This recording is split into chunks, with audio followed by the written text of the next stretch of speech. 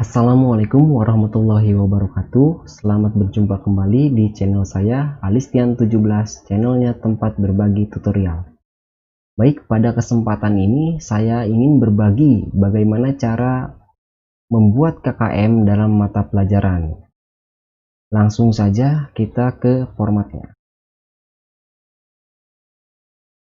Baik Bapak Ibu, sebelum kita membuat KKM, perlu kita perhatikan yaitu rentan nilai dalam penentuan KKM. Dalam penentuan nilai KKM ada 3 aspek yang perlu kita diperhatikan. Yang pertama itu adalah aspek kompleksitas. Aspek kompleksitas itu merupakan tingkat kesulitan materi pada setiap kompetensi dasar, indikator pencapaian kompetensi maupun kompetensi inti. Yang kedua yaitu aspek daya dukung. Aspek daya dukung merupakan ketersediaan sarana dan prasarana yang ada di sekolah untuk menunjang proses kegiatan belajar mengajar pada siswa. Dan yang ketiga yaitu aspek inteks siswa. Inteks siswa itu merupakan tingkat kemampuan rata-rata siswa yang bisa kita lihat dari nilai siswa yang dicapai pada kelas sebelumnya. Di sini ada tinggi, sedang, rendah. Jadi semakin tinggi kompleksitas, maka semakin rendah nilai yang harus kita cantumkan. Sedangkan daya dukung, semakin tinggi daya dukung, maka semakin tinggi pula nilai yang kita cantumkan. Inteks siswa, semakin tinggi inteks siswa, semakin tinggi pula nilai yang kita cantumkan. Di sini sudah ada rentan nilainya. Dalam rentan nilai dalam penentuan KKM, jika kompleksitas tinggi, maka nilai yang kita cantumkan kurang dari 65. Mungkin bisa Bapak Ibu tidak usah saya jelaskan satu-satu, bisa dilihat kembali, sudah jelas. Nah, selanjutnya kita langsung ke format penentuan nilai KKM. Nah, bisa dilihat Bapak Ibu, kriteria ketuntasan minimal. Dalam menentukan nilai KKM, perlu kita perhatikan yaitu identitas. Di sini ada satuan pendidikan, mata pelajaran, kelas, tahun pelajaran, dan KKM. Selanjutnya, kita harus menuliskan kompetensi inti karena kita berada di kurikulum 2013, wajib mengisikan kompetensi inti. Bapak Ibu bisa lihat di buku guru. Lanjut kepada format penilaian. Di sini ada kompetensi dasar dan IPK atau indikator pencapaian kompetensi. Ada kriteria ketuntasan minimal, kriteria penentuan ketuntasan yaitu ada kompleksitas, daya dukung, dan inteks siswa. Saya di sini sudah memasukkan setiap KD di mata pelajaran pendidikan jasmani, olahraga, dan kesehatan. Akan tetapi belum saya inputkan nilainya. Nah, bagaimana cara menginputkan nilainya? Jadi pertama yang kita harus lakukan yaitu memasukkan KD dan IPK. Dari mana KD dan IPK? Saya inputkan melihat di buku guru yang saya punya. Contoh, nah ini adalah buku guru yang saya miliki. Nah, di dalam buku guru sudah tercantum yaitu KD. Di dalam penjaskes, KD 3.1 itu berbunyi memahami konsep variasi dan kombinasi keterampilan permainan bola besar. Kopikan saja, karena saya sudah mengcopy, jadi bisa dilihat. Jadi nanti tergantung kebutuhan Bapak Ibu. Jika Bapak Ibu mata pelajaran yang lain, silahkan lihat buku siswa dan kopikan saja. Di sini ada kompetensi dasar, kodenya 3.1, yang 3.11 ini adalah IPK atau indikator pencapaian kompetensi. Jadi yang kita masukkan KD, IPK. Nah, saya di sini karena ini hanya sebagai contoh, saya telah memasukkan IPK yaitu hanya 2. Nah, bagaimana kita cara memasukkan nilainya? Oke, kita mulai. Anggap saja Bapak Ibu sudah menganalisis IPK tersebut. dan saya akan contohkan nilai kompleksitas dari IPK ini, yaitu dalam kategori sedang. Kita lihat kompleksitas dalam kategori sedang bisa nilainya 65 sampai dengan 79. Oke, saya akan inputkan kompleksitasnya yaitu 66. Untuk daya dukung, kita lihat lagi. Dalam daya dukung, saya akan inputkan yaitu nilai tinggi 80 sampai dengan 100. Ya. Saya inputkan 80 karena saya rasa di setiap sekolah fasilitas atau sarana dan prasarana untuk permainan bola basket sudah mencukupi. Oke. Dan intake siswa, saya akan inputkan rentan nilainya yaitu sedang 65 sampai dengan 79.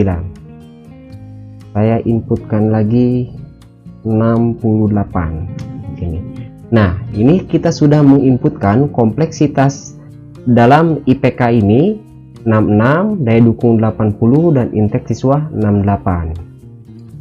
Selanjutnya, bagaimana kita untuk mengisi kriteria ketuntasan KKM ini? Kita tambahkan dari 3 aspek ini lalu dibagi 3. Oke, kalau dalam Excel mungkin mudah, tinggal kita pakai rumus average sama dengan average, klik 2 kali, blok, lalu enter. Nah, kita bulatkan saja. Oke, jadi untuk IPK ini kita dapat nilai 71. Selanjutnya IPK yang kedua atau 3.1.2. Anggap ini sebagai contoh, kita random saja. 68, 80, 65. Kita tinggal tarik saja karena sudah menginputkan rumus. Tarik. Oke. Sama 71. Nah, setelah ini kita langsung menginputkan KKM dari KD 3.1.